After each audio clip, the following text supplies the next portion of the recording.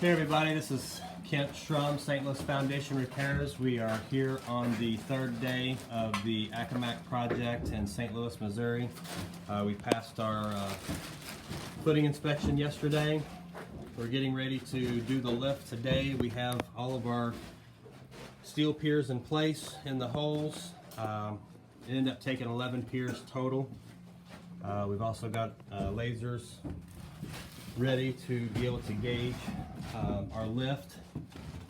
So we will be doing our lift here in about the next 30 minutes to an hour. We're going to attempt to lift this foundation here at least, we're shooting for 2.5 inches here across the front to be able to get this close to back to where it was originally. It did sink 5.5 inches, so we're still going to be a little off, but 2.5 inches is our target lift.